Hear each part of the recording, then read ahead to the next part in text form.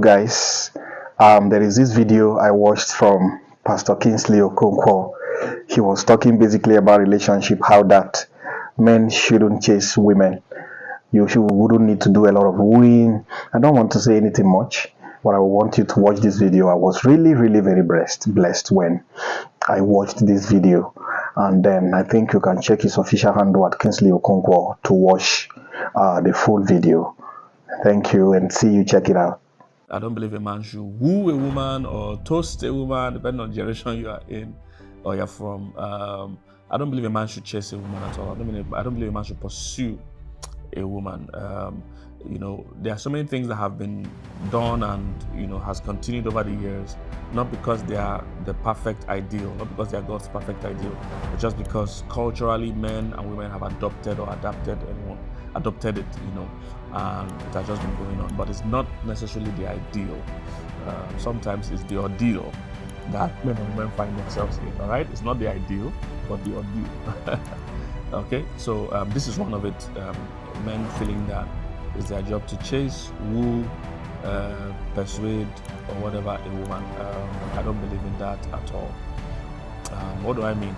If you check the first marriage, you need to check the first marriage that ever happened. It wasn't really a situation where a man was chasing a woman. You remember the story? It wasn't even Adam that initiated the process. Adam was minding his business, carrying on his assignment that God had given him. And God said it's not good for man to be alone. Alright, so I said I'll bring him a helpmate. And the Bible said God brought all the animals and he presented it to Adam to see what he would call them. And he said, and there was not found a help meet. That means a suitable helper for Adam. And then he put Adam to sleep, brought out the woman from him, and presented it to her. And Adam said, this is now bone of my bone and flesh of my flesh. She shall become a woman. So I do not see in that scenario a man chasing a woman. Now, of course, a man should initiate the process of a relationship or marriage. I agree with that. But in terms of chasing, and cajoling and badgering, a woman, I do not agree. All right. I think if you understand the concept of marriage, you'll get what I'm talking about. Men are meant to present and not pursue. All right? They are meant to present themselves and not persuade. A man is not meant, ideally, all right, is not meant to persuade a woman to marry him. He's not meant to badger or pursue a woman to marry him. His number one job is to present himself to the woman. If you look at scripture, you'll see, yes, the Bible in Proverbs 18 says, he that finds a wife finds a good thing. And many people have thought that meant an active finding, an active chasing. No. They're just describing a scenario where if you have found a good woman, you have actually found a good thing and it will unlock favors in your life. If you look at the chapter after that, Proverbs 19, verse 14, they're going to show all these things on the screen. Proverbs 19:14, it says, houses and wealth and things like that are an inheritance from your father. That means there are things you can inherit from your parents. It said, but a prudent wife is from the Lord. If you see Proverbs 31, it said, a virtuous woman who can find. So it shows you that you're not really chasing and finding. It's not a hustle thing. Finding a woman is not a hustle. It's not a carnal or just natural thing. It is God. It's a combination of two destinies. It is God bringing two people together. So both of you, especially as kingdom people, okay? Especially as born-again kingdom people, you must understand that marriage is not just for sexual fulfillment. It's not just for companionship. It's not for both of you just having a good time. There's a bigger picture. There's a bigger purpose in that you're coming together beyond just the natural. And if you look at the first marriage, was orchestrated by God for a higher purpose than the both people. And that is usually the model you should think about. So yes, a man should present himself, but he should never have to persuade or pressure or pursue a woman. No. He should present himself to the woman, and the woman too should, because she has an idea of her own vision and calling and the kingdom mindset, she should be able to know if this is the kind of person that I'm going to partner with or not. The moment there's a pursuing or a persuading, it means one person now has a higher advantage. And that attacks the partnership model. So I will explain. What is the guy supposed to present? He's supposed to present, number one, himself. This is who I am. This is who I've developed myself to be over the years. He's supposed to present his capacity. This is what I can do. He's supposed to present his skills. This is what I have. He's supposed to present his vision and dreams. This is who I'm going to be. Are you seeing these things? That's what a man is supposed to do. A presentation. A presentation of where you're going in life. You see, you don't want someone that doesn't want to go with you or not fit to go with you to even go with you. So it's not a cajoling or persuading thing. You present, not persuade. You present, not pressure the woman to follow you. You present, not pursue. No. Because this journey is long. If you persuade her, if she meets you and she's acting up, doing her hair, I don't know, this, and you are persuading her to follow you to where? Where is she following you? This journey is far. She must want to go. She is also a kingdom citizen. It has to be in line with where she's going. You see, most of what we've been doing is just natural love, natural way. She too has a calling and an assignment. When you have met women that have that understanding, the calling and assignment, you realize it's not a persuading issue.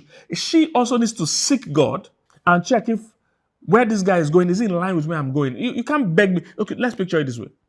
If I set out from Lagos State, I don't know where you live. If you live in America, or you might not know this, but okay, let me even use America. If I set out from Houston and I'm driving to Florida, I want to go to Florida. That's my ultimate dream. That's my desire. I want to go to Florida from Houston, and I set out from Houston, and then I meet someone on the way that says his dream is to go to New York, and he starts begging me, please come to New York. Please, please. How does his begging? He's not going my way. He's not going my way. He doesn't need to persuade me. We're going to. So this is why many people, they don't have a direction for their life. So this is why someone needs to beg you. If I want to go to Florida, I'm looking for a partner to go to Florida with me, and I meet a man, and he says he is going to Florida. Now, would I like to go to Florida with him? He will not need to persuade me, because Florida is where I'm going also. But when people are purposeless, when people are visionless, then they are looking at, they can be begged into it. The journey of marriage is far, guys. It's not a 10-year journey. It's not a 20-year journey. The person you are talking to must also want to go. They can't depend on your pleading, your persuading. That's not what we keep them. Their own conviction is what we keep them. And trust me, you don't even want, when I see people, one of the most common questions I get is, Pastor, there's this girl, I like her so much, but she doesn't like me and she doesn't want to date me. What should I do? I said, what should you do? Like what? Do you want to, you can't, if you pressure her, what you get is pity, not love.